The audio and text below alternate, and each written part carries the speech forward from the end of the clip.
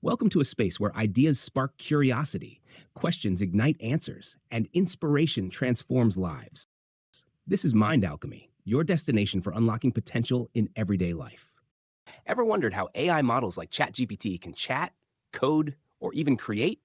Let's dive into the magic of large language models, or LLMs, and unleash their power. LLMs are a game changer in AI. Imagine a brain trained on billions of text examples to predict and generate human-like content. At their heart, transformers. No, not the Autobots. These are attention mechanisms that allow models to focus on context. How does attention work? Let's consider the word Amazon in these two sentences. The first sentence reads, "I ordered books from Amazon." And the second one reads, "The Amazon rainforest is home to diverse wildlife."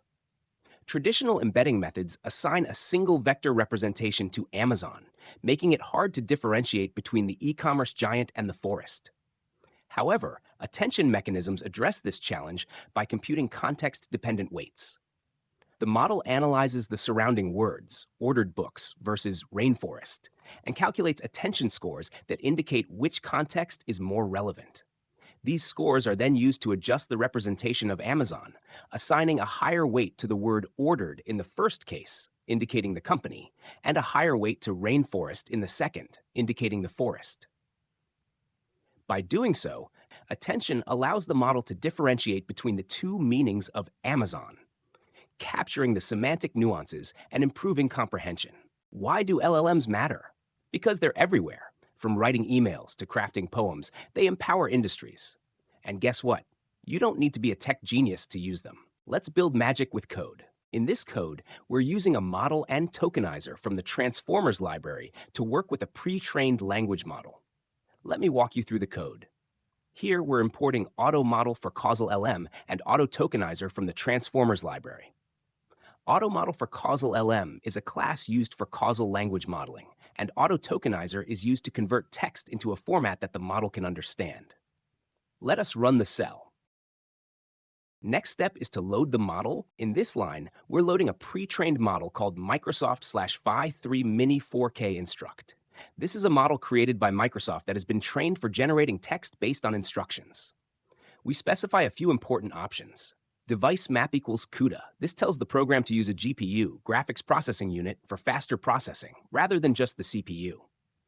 Torch dtype equals auto. This automatically selects the appropriate data type for the model based on your hardware. Trust remote code equals true.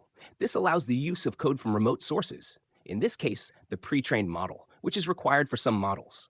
The tokenizer converts the text prompt into tokenized form, which is a numerical representation that the model can understand. Let's run this cell loading the model now. The model is now loaded and ready for action.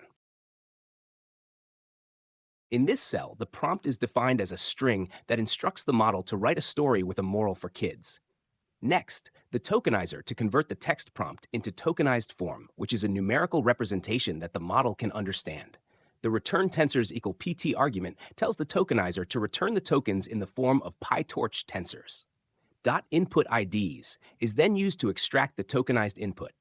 Finally, CUDA moves the tokenized input to the GPU CUDA device for faster computation. The model.generate function takes the tokenized input IDs and generates text based on it.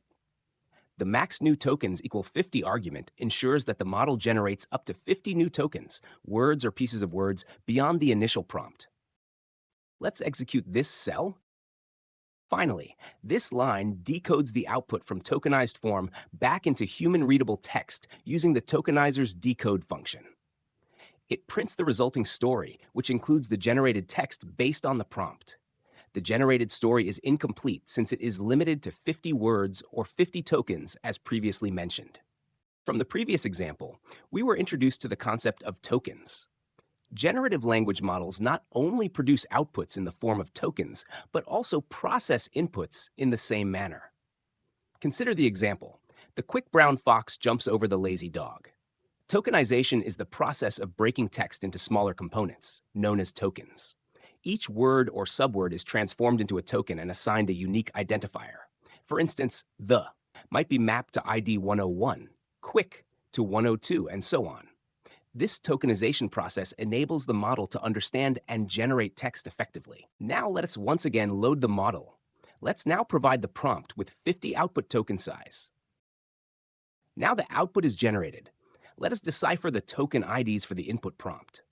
As seen on your screen, these are the token IDs. Let us map them to the words in the input prompt, and here we go. Now, let us see what are the output tokens. These are the output token IDs of the story generated with 50 tokens or words. Let's print the output once again for ready reference to map them to the output tokens.